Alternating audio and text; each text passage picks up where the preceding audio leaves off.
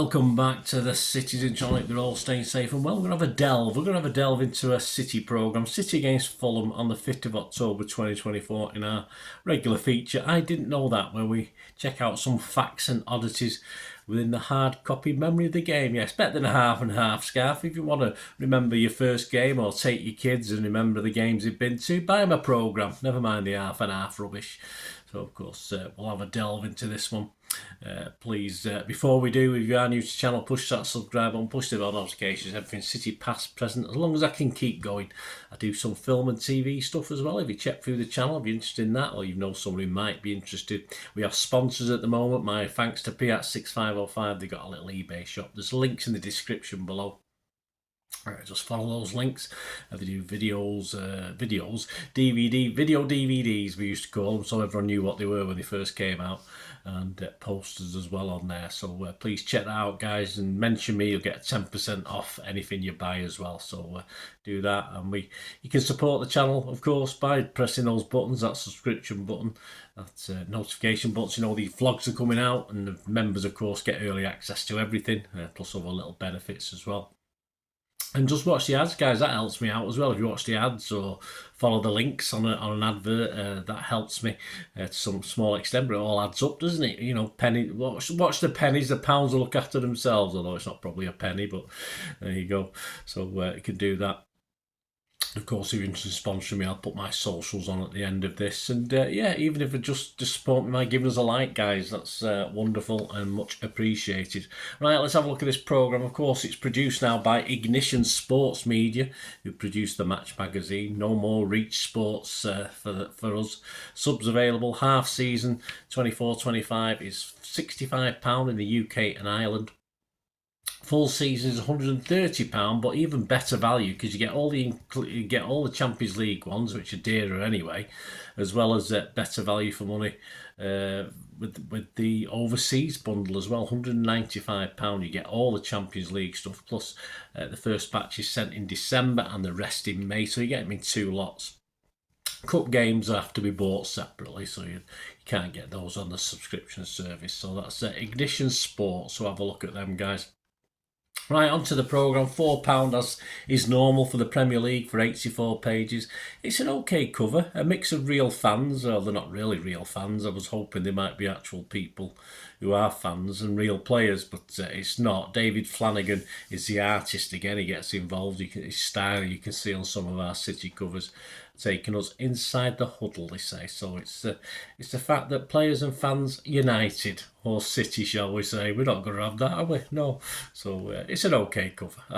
We've done better ones. What's inside? Well, what did you know or didn't you know about City? We recently released some info on the North Stand expansion, of course, not in depth, but some little tidbits, if you like. Of course, it will open during the 25-26 season. How far into the season? We have no idea. Family areas will be ring-fest for younger generations of City fans. Yes, in the old Hyde Road days, we used to have a stand for the boys, City boys, but a little bit older than this, 21 years and under, will have a special little ring-fenced area. There'll be a minimum of 3,000 rail seats, hoping to get that atmosphere as electric as it can be, and of course the other stands up the far end with the rail seating. That 3,000 could actually increase depending on demand, so we'll see what happens with that one.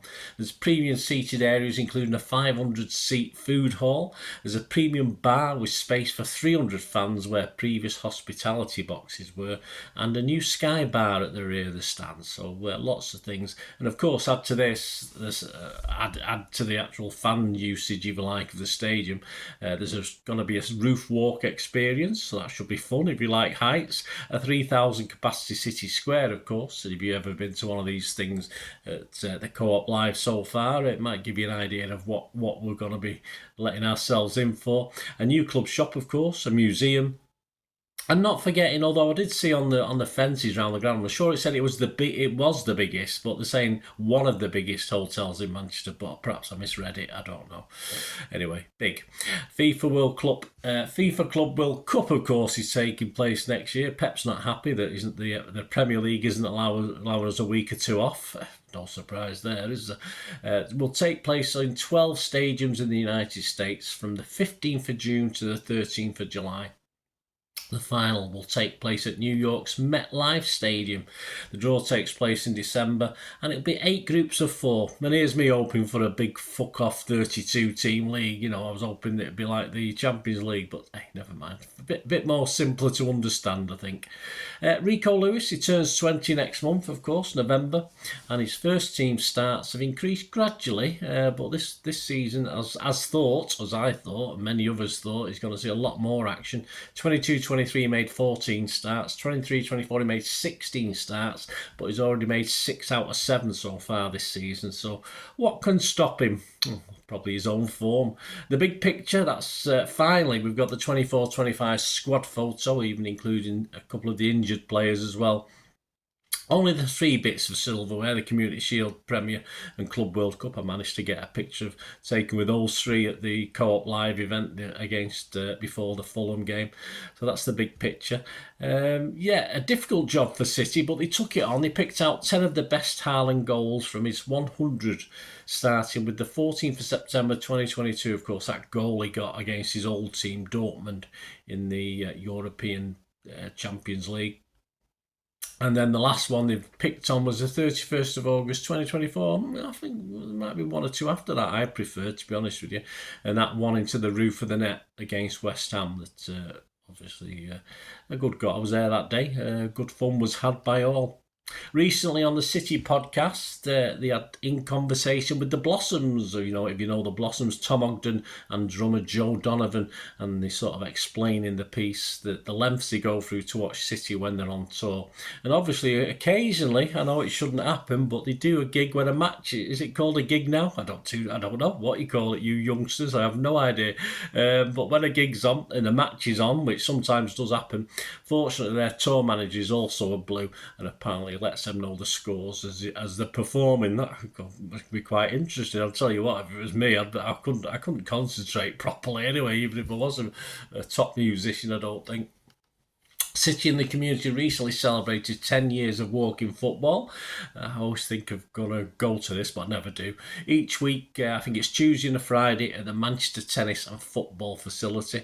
Ryan McAdoo, there's a great name, is a new addition to the under-18 squad this season. He's 16 years old, a winger, and he had some spells at Chelsea and Colchester. He probably couldn't get a game at Chelsea, could he? About Fulham. Honours, well, their honours include the UEFA Intertoto Cup, remember that? In 2002. They've not won the top tier, but they were the second division champions, or the second tier, we should have to call it, because of all its different concoctions, in 1948-49, 2000, 2001, and 2021-22. The best losses, yes, they did reach an FA Cup final in 1975 and lost that, and they did reach a Europa League final, don't forget, in 2010 and sadly lost that as well. And since a memorable 1999 for both clubs, Fulham and City, Fulham have spent 17 of the 25 seasons in the top tier. Keegan, of course, was a manager that season, 99, when they won the second division by 14 points. And they are, in fact, London's oldest club, founded in 1879. So they are. That's a claim to fame. Top 5 greatest of all time. You've got Bedford Jezard, a key player. His goals led Fulham to the top division for the first time in 1948-49. He scored 150 goals in 306 appearances. Johnny Haynes, yes, I remember Johnny Haynes. He missed out in 66. He was the England captain, but he broke both legs in a car crash. And of course, this, not only would he miss the World Cup, but he would affect his career from then on. Alan Murray, another name known well to me. 2 spells at Fulham between 58 and 64 and 72-76. He actually won the FA Cup with Spurs and helped Fulham reach that final. Clint Dempsey, more Premier League goals for Fulham than anyone else. He was there from season 2007-12, and he got 60 goals in 225 appearances. And a guy familiar to City as well, Gordon Davis, started in City's youth system before eventually returning back to us in 85-86. He's Fulham's all-time top goal scorer with 178 goals in 450 appearances. And more stuff about City and Fulham, 6 degrees of separation, where it starts at one player and goes round the clock. Some quite tentative or sort of loose connections, but they started with James McAtee, who in fact is the great nephew of the late Alan Ball. He won a World Cup, him, you know. Did you know that? Alan Ball then, well, he didn't in 1970, of course, when we got beat in Mexico, but he played alongside then Alan Mullery of Fulham. Oh, obviously played for Fulham. Mullery as Brighton boss, he bought a certain Michael Robinson, so there's a connection there. Michael Robinson is a very tenuous one. Michael Robinson appeared on A Question of Sport in 1986, wait for it, 11 years after Malcolm McDonald, yes.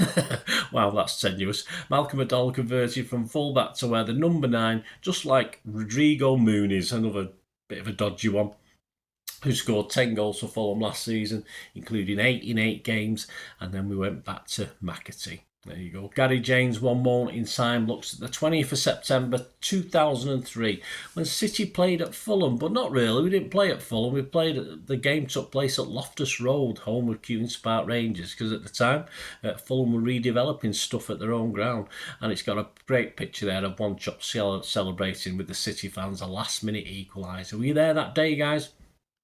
In a 2-2 draw. Cover stars follows or looks at City's programme against Fulham on the 27th of March 2004, and it's Robbie Fowler taking centre stage, but lots of City players and connections were featured on the front and back, and this was the first game after City had beaten United 4-1, of course, at the City of course, City of Manchester Stadium, Eastlands, whatever you want to call it, and all the pictures celebrated that win. And this was a game where Arthur Cox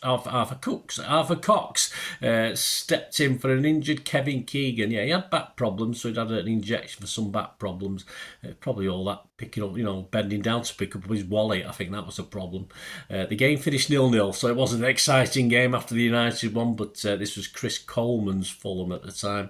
Until this game, Fulham and recent visitors, this game as in City versus Fulham on the 5th of October, Fulham and recent visitors Watford shared the honour, if you can call it that, of being the joint longest winning streak of wins for City, 16 games each. So City had won against Watford after that win recently and made it 16 games.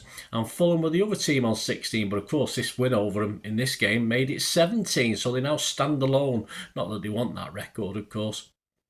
And a 2-2 in September 2011 was the last time Fulham got something out of this fixture. So there you go, guys. Hope you enjoyed this little I didn't know that, a look inside the City versus Fulham programme. Some good stats there, some perhaps I knew but I've forgotten, reminded myself, and some that I didn't know at all. So hope you enjoyed this. Let me know of any memories you've got of City versus Fulham games, as I say, especially that game at Loftus Road. Were you there that day? Let me know. It'd be great to hear from you. Until we meet again, I'll never ask one thing, don't I? Please stay safe, everyone, especially you Blues. And until the next time, come on, City. Bye for now.